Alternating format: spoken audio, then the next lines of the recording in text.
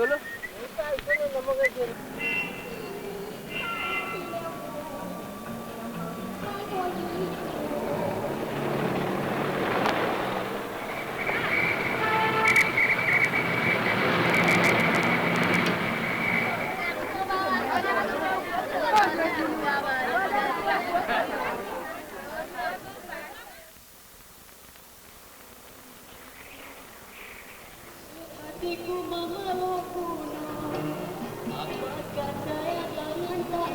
Commonwealth is as diverse as the world itself, and the leaders of the Commonwealth take pride in its diversity.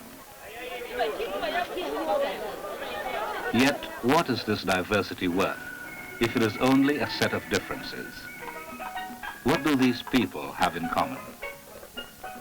What do they do together? What is this Commonwealth?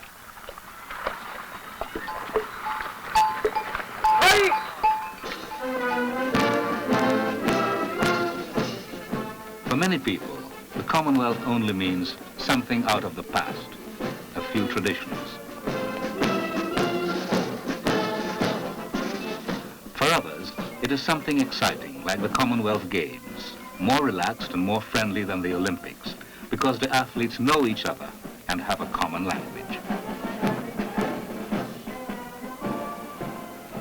And there are other ways just as stimulating in which the Commonwealth is a coming together for worthwhile purposes.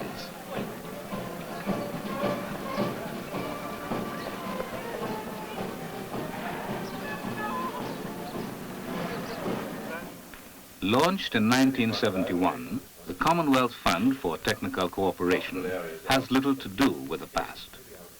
But, like the Commonwealth Secretariat, of which it is a part, it builds on the friendly, relaxed links of those who speak the same working language. Are precisely comparable to ours. It works out of headquarters at Marlborough House in London. It aims to help the developing countries of the Commonwealth, and it makes use of all the help it can get in the Commonwealth, not just from the rich countries. Every country contributes to the fund. Every government has a member in its governing body, which meets twice a year, and its experts are recruited from every continent. It is, in every sense, making ends meet. With rather more than 30 of the Commonwealth's member states being developing countries, some of them among the world's poorest, development is inevitably a big part of the business of the Commonwealth Secretariat. The Commonwealth Fund for Technical Cooperation is the Secretariat's muscle in this area of development. It's the program, the facility, by which the Commonwealth demonstrates a capacity to do things and not just to talk about them. And it's the way in which we use the principles of self-help, of mutual assistance, of real cooperation, to put on the ground programs that are of practical day-to-day assistance to Commonwealth governments. Mananga in Swaziland offers a good example of this mutual assistance with its training center for agricultural managers. The CFTC provides most of the scholarships that allow trainees from all parts of Commonwealth Africa and also from Asia and the South Pacific to come to Swaziland for 3-month courses. All the ideas from his colleagues. You see, he's working on that. But this one, my friend, this one is selling his own ideas that people should look towards him as the only man who has got brain there. Formal lectures are kept to a minimum, and there is a strong emphasis on seminars and leadership training.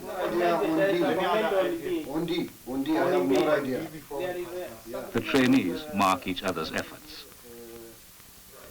Simulation games form part of the leadership training.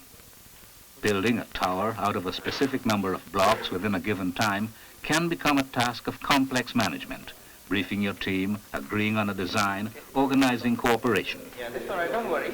Take your time. Try and teach.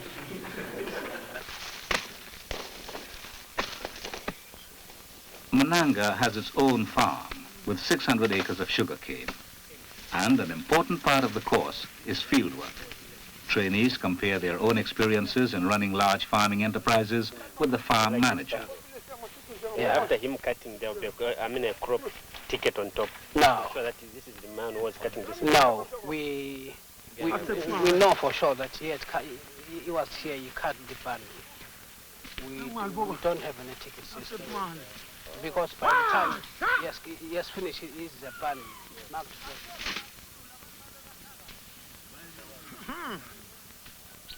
There are also plenty of chances to talk to Swazi farmers about common problems in conditions often similar to those of their own home countries. Yes, How long have you owned this tractor? this tractor is from 1973. Swaziland has something special to show the world in the Tinkabi tractor, designed for many uses on a small farm. It's important because I have to more or less understand. Instead of examinations, trainees review their progress with staff during tutorial sessions.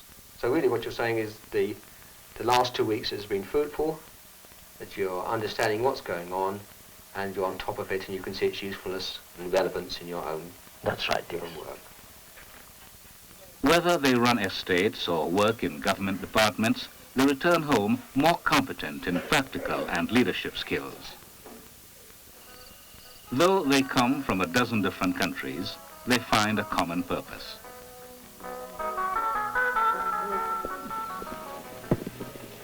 Oh, cover there. Oh, no. Aziz! Right, boy. Follow him. Sit! Out. Not yet. Oh, no, it's not out yet.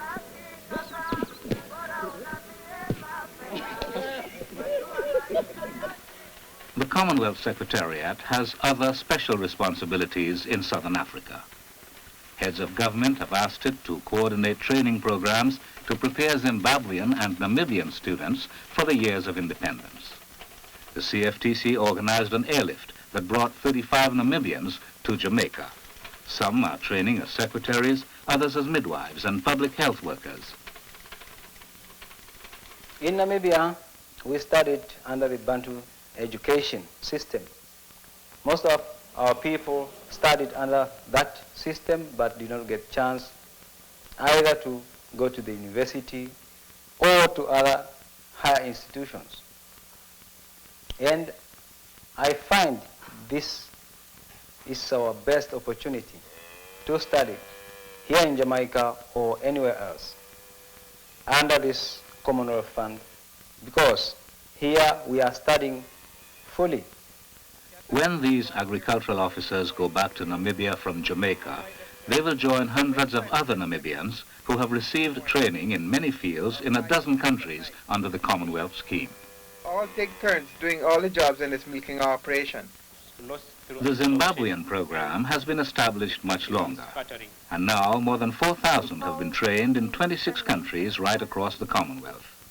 Some who went furthest for their studies are these Zimbabweans at the University of the South Pacific in Fiji. Darkness and no insolation during the 6 months of darkness, whereas the equator receives.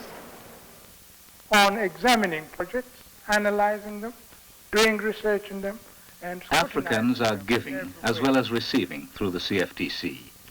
An increasing number of African experts are working in the Caribbean and in the South Pacific. John Kaboha from Uganda, teaching development administration in Fiji, is one of them. Examine every possible action which has taken place.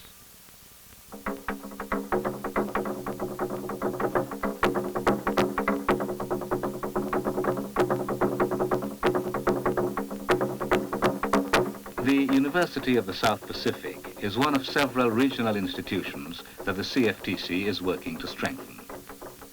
For the many small states that are members of the Commonwealth, regional cooperation offers the most effective and least expensive route to development. The Vice-Chancellor, Dr. James Mirage, himself a CFTC expert from Trinidad, has laid special emphasis on the quality of the regional services of this young university. One of the regional services in the South Pacific has been the teaching of extension classes by satellite radio.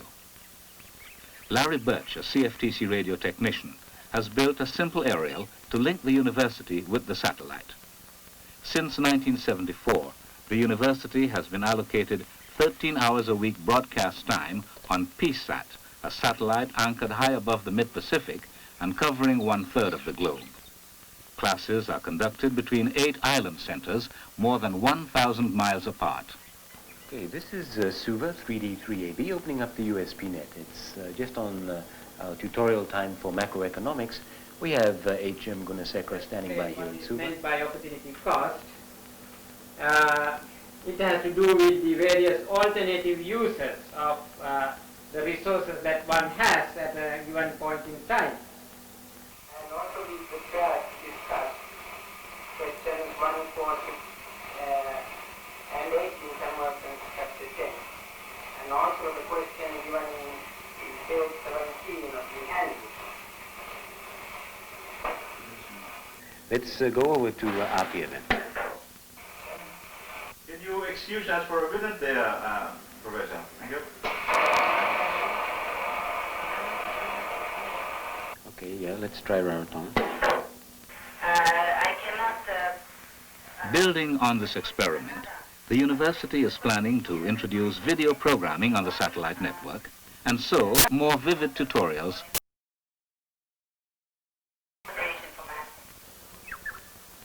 Tree crops and other food plants grow fast and thickly in the South Pacific. But several of these crops now face hungry enemies, as increased traffic between the islands causes pests to spread. The CFTC recruited Dr. Edwin Dharmaraju of India to teach crop protection at the university's agricultural college in Western Samoa. At the early stage of when the flower is being put out, okay? The moth, the female, comes and lays its egg somewhere there, near the flowers, or... While teaching and doing some research, Dr. Dharmaraju found a particular danger striking the Samoan coconut palms. The coconut stick insect was spreading widely, greatly reducing the production of coconuts, a serious loss since copra exports earn almost half the country's foreign exchange. A tour financed by CFTC showed that this insect was also spreading in Tonga, Fiji, and the Solomons. On his travels, Dr. Dharmaraju located a parasite which he has bred by the thousands in his laboratory to control the insect. By this method of biological control, the coconut stick insects are caught in the plantations. Placed in laboratory cages, the adults lay their eggs, which are then collected.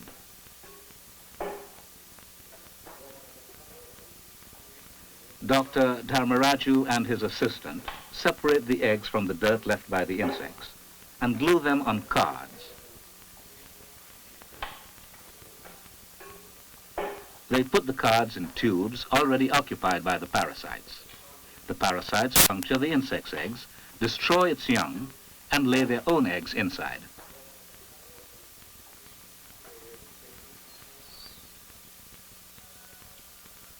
The last stage in this control process comes when staff place the cards of punctured eggs under the palm trees, where the new parasites can hatch and destroy much of the next generation of insects. The insects and parasites will, it is hoped, establish their own balance.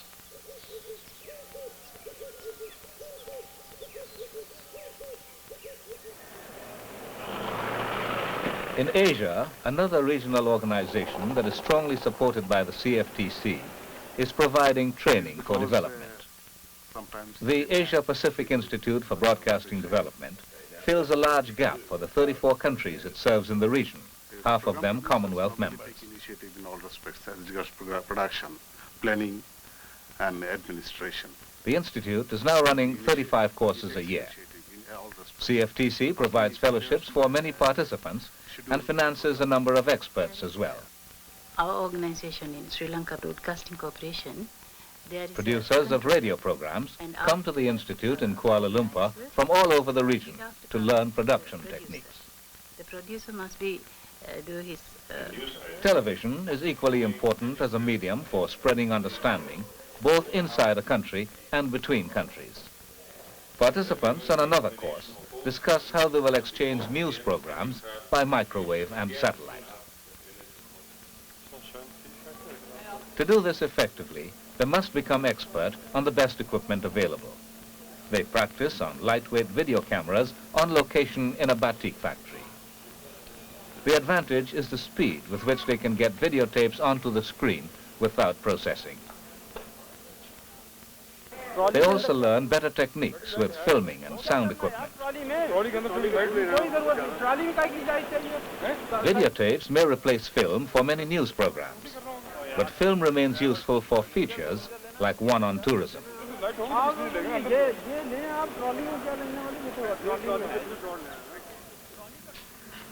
In the studios, they learn how to improve their skills in film splicing and editing.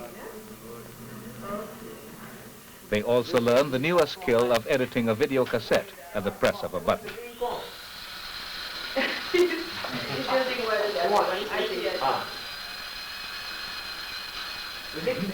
In all developing countries of the Commonwealth, the needs and the priorities for technical cooperation are continually, if quite subtly, changing. It is important, therefore, for CFTC to review its programs regularly in order to respond swiftly to these changes. Our importance does not depend on our size, rather on our capacity to break new ground, both in the style and in the content of our programs. We conduct our business, we take our decisions with a minimum of formality and a maximum of flexibility. This is a characteristic of the extended family relationship. Family consensus determines what the fund will do, family members do it. Priority needs determine program priorities. It was in this spirit, for instance, that we recently decided to allocate substantial funds to a new program in export marketing.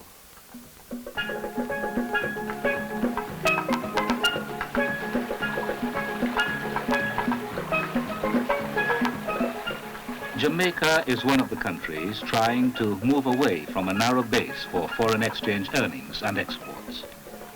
Until recently, Jamaica has relied heavily on three sources of foreign exchange. The funds brought in by tourists have been important. Sugar has been a basic export, but has often been hurt by price fluctuations. Bauxite mining has contributed increased revenue with more processing, but it is a resource that cannot be renewed.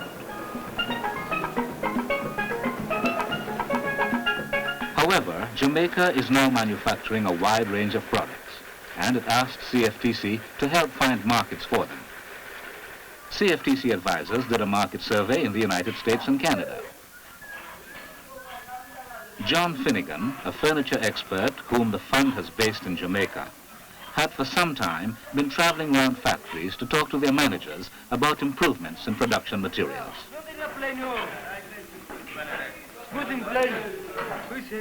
He also concentrated on plans to replace unsuitable equipment. With a growing concern to increase exports, he suggested changes to plant layout and the adaptation of various lines of furniture to make them more acceptable to customers abroad. Further emphasis was put on meeting international standards of quality and durability.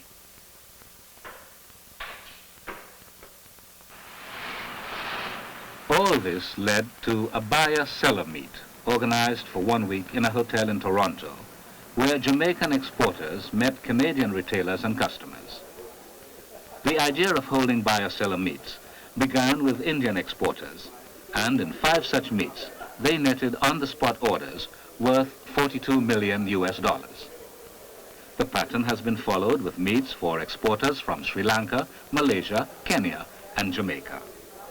At the Toronto meet, Jamaican exporters displayed more than 100 different products, mostly non-traditional goods that will create many processing jobs in Jamaica. Far more important than just the sales at the meet, the success of a buyer-seller meet, as far as we are concerned, represents the long-term contacts we can make with Canadian businessmen, agency appointments and distributorships. Already there have been very good and exciting responses.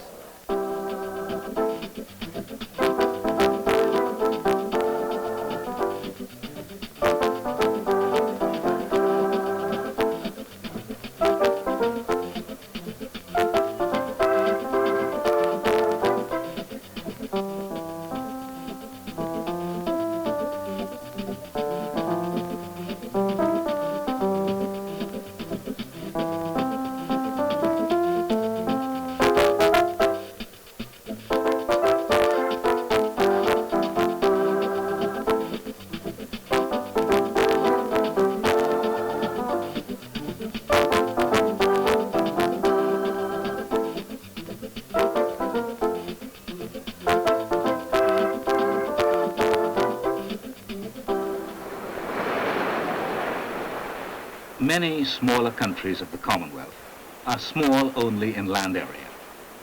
They have gained great areas of sea since, as a result of the United Nations Conference on the Law of the Sea, they have passed legislation to extend jurisdiction for fisheries over a 200-mile zone from their shores. The Solomon Islands now claims jurisdiction over a sea area that is more than 50 times as great as its land area. At present, most of the tuna and other fish caught in these waters are taken by foreign vessels without any gain to the Solomons. It is thought that the total catch can be increased and the Solomon Islands take a greater share of the benefits, trebling both its revenue and the number of jobs in its fisheries. And that means quite a lot because it already has a prospering fishing industry.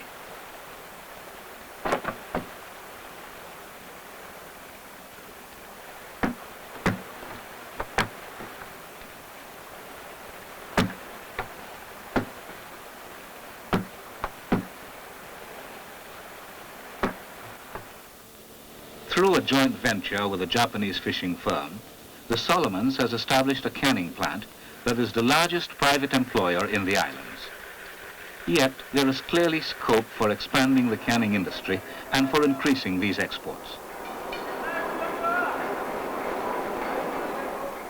But how exactly can the Solomons carry out surveillance and management of this vast area and secure its full benefits? It turned to the CFTC for advice. The CFTC has its own technical assistance group that specializes in providing short-term help to the smaller states. It can quickly gather a team of experts, lawyers, economists, tax experts, and so on, to fit a particular need. For example, help in negotiating a minerals agreement with a big transnational corporation.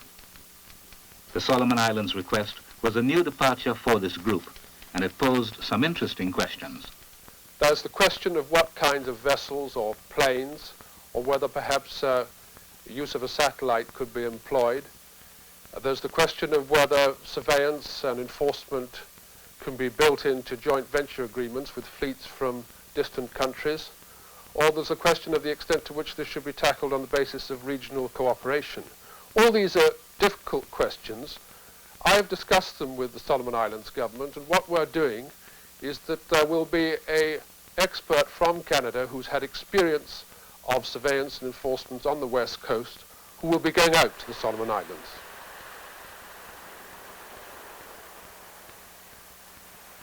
Small countries such as Solomon Islands face major problems in policing the hundreds of square miles of territory that now come under their new jurisdictions.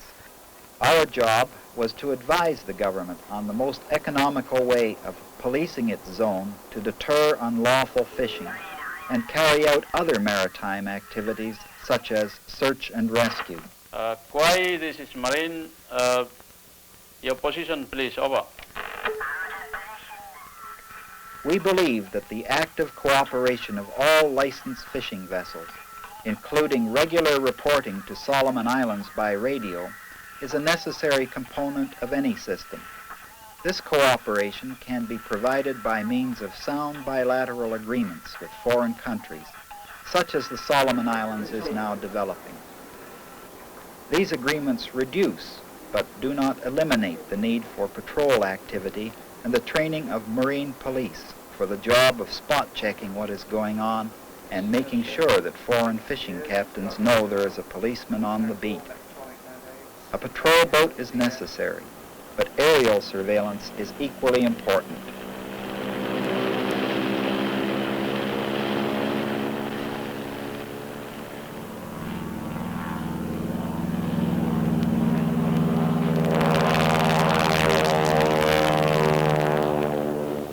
Aircraft carrying marine police and working to a careful pattern of patrols can cover near-shore waters thoroughly and should make the risk of discovery unacceptably high for unlicensed vessels further out. But the basis for fisheries cooperation in the South Pacific and the Indian Ocean and West Africa as well will rest upon agreements made between these island states and the distant water fishing countries. It is in advising on such agreements that the expertise of the Technical Assistance Group can be most helpful in seeing that a small Commonwealth country gains full benefit from its natural resources. The CFTC has never tried to duplicate the efforts of the bigger aid agencies. Instead, it has tried to make a distinctive contribution to the development of Commonwealth countries by being flexible and by using imagination. With its emphasis on mutual assistance, the fund has harnessed all possible resources. Results have shown that it has made a modest amount of money go a long way. It is doing its job of making ends meet.